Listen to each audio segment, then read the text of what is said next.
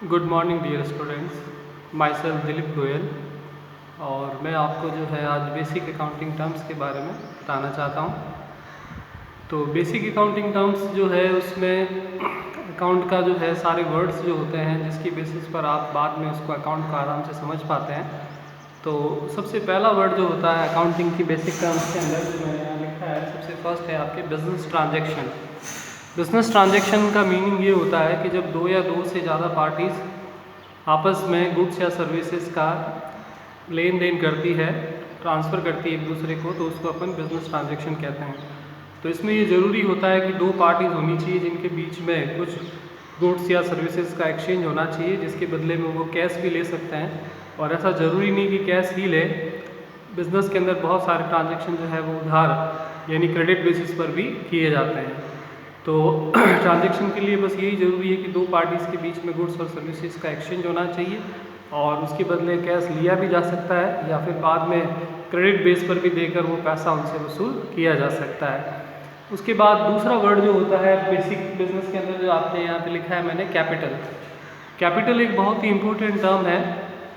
जैसे बेसिकली जो higher education में आगे स्टूडेंट चले जाते हैं, ग्रेजुएशन पोस्ट ग्रेजुएशन, तो वो भी कैपिटल की जो एक डेफिनेशन बताते हैं वो हमेशा एक लिमिटेड होती है और उसके अंदर कुछ वो गलत चीज़ जो है उनके दिमाग में हमेशा रहती है। जिनको जब भी पूछते हैं कि कैपिटल का मीनिंग क्या होता है तो वो हमेशा एक ही बात बताते हैं कि कैपिटल का मीनिंग होता है कि बिजनेसमैन बिजनेस को स्टार्ट करते समय जो कैश लगाता है उसको अपन कैपिटल कहते हैं। लेकिन ये सही नहीं है, क्योंकि बिजनेसमैन बिजनेस के स्टार्टिंग में, during the business, end of the business, कभी भी अगर आपके जो है बिजनेस में इन्वेस्टमेंट करता है तो उसको अपन कैपिटल कहते हैं।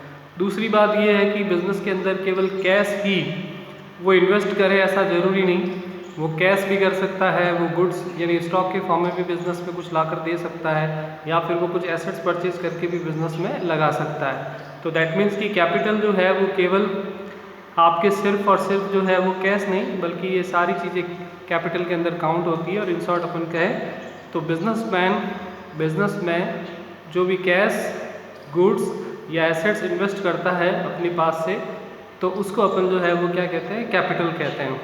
आगे चलकर अपन अकाउंटिंग के कॉन्सेप्ट पढ़ेंगे जिसमें ये बताया गया है कि बिजनेस और बिजनेसमैन बोथ आर डिफरेंट, और सेपरेट एंटिटी कॉन्सेप्ट या बिजनेस एंटिटी कॉन्सेप्ट के नाम से इसको जाना जाता है, जिसके अंदर आप जो अकाउंटिंग करते हैं वो बिजनेसमैन की नहीं करके हमेशा किसकी करते हैं, बिजनेस की करते हैं। इसीलिए जो हम पैसा लगाते हैं यानी कि बिजनेसमैन जो पैसा लगाता है वो उसके लिए एसेट्स हो सकती है कि भाई वो उसका पैसा है, लेकिन बिजनेस के लिए वो जो है वो क्या होती है, लायबिलिटी होती है, एक रिस्पॉन्सिबिलिटी होती है कि ओनर से बिजनेस ने पैसा लिया है। और हमारी अकाउंटिंग जो होती है वो ऑलवेज किसके लिए होती है, बिजनेस के लिए, ना कि बिजनेसमैन के लिए। तो जब जब बिजनेस के अंदर प्रॉफिट होगा तो तब तब उसकी ओनर की कैपिटल जो है वो क्या होती है, रेज्ड होती है, बढ़ती है। लाइक जैसे अगर आप बैंक में पैसे जमा कराते हो 10,000 रुपये का फिक्स डिपॉजिट और उस पर 1,000 रुपये आपको इंटरेस्ट मिला साल भर का, तो आपका एफडी का अमाउंट जो नेक्स्ट ईयर अपने आप ही वापस री इन्वेस्ट हो जाएगा। वो 10,000 प्लस 1,000 जोड़कर 11,000 रुपये आपका जो है टोटल अमाउंट बनता है। तो वैसे ही कैपिटल में ये रहता है कि जैसे जैसे आप इन्वेस्टमेंट करते जाओगे आपका कैपिटल बढ़ेगा, प्रॉफिट होगा तो कैपिटल बढ़ेगा। लेकिन अगर बिजनेस में लॉस होता है तो कैपिटल रिड्यूस हो जाती है, या फिर आप पर्सनल यूज़ के लिए बिजनेस में से पैसा निकालते हो तो भी आपकी कैपिटल जो है वो क्या होती है, रिड्यूस हो जाती है। तो ये कैपिटल का बेसिक मीनिंग है। काफ़ी मैंने आपको डिस्क्राइब किया है। एक्चुअल में मैं 11th आपको पढ़ा रहा हूँ, लेकिन मैं वैसे 11th से लेकर और CS तक पढ़ाता हूँ, तो हमेशा मैं कोशिश करूँगा कि जो आपकी बुक है DS गरेवाल की या जो भी आप पढ़ेंगे उससे मैं कहीं ज़्यादा आपको बताऊँगा, और बाद में जब हम थोड़ा इंटरेक्ट कर पाएंगे तो आपको और भी अगर कोई इसमें प्रॉब्लम होगी तो अपन उसको डिस्कस भी करेंगे। फिर उसके बाद अगला वर्ड मैंने यहाँ पे लिखा है वो है आपकी लायबिलिटी। लायबिलिटी वर्ड जो है वो बहुत ही बड़ा वर्ड होता है। वैसे हमको पता है कि हमारी डेली लाइफ में भी हमारी बहुत सारी लायबिलिटीज़ होती है, पढ़ने की या और बहुत सारे काम करने की, होमवर्क करना, ये करना, वो करना। तो वैसे बिज़नेस के अंदर भी लायबिलिटी एक बहुत बड़ी टर्म है, क्योंकि बिज़नेस को भी अपनी बहुत सारी लायबिलिटीज़ को पूरा करना होता है।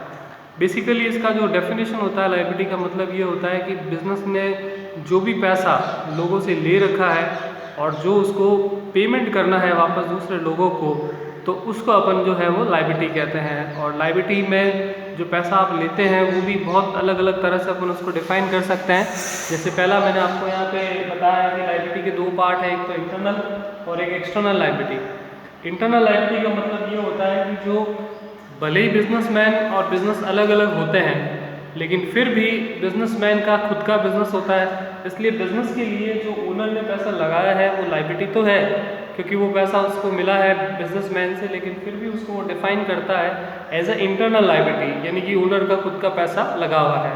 और दूसरा वर्ड होता है इसमें एक्सटर्नल लायबिलिटी। एक्सटर्नल लायबिलिटी का मतलब होता है कि बिजनेसमैन के अलावा और आपने कहीं से भी पैसा लिया है, चाहे बैंक से लिया है, किसी फाइनेंशियल इंस्टीट्यूशन से लिया है, किसी दोस्त से भी उधार लिया है, तो वो सारी चीज़ें जो है वो आपकी क्या कहलाती है, एक्सटर्नल लायबिलिटी।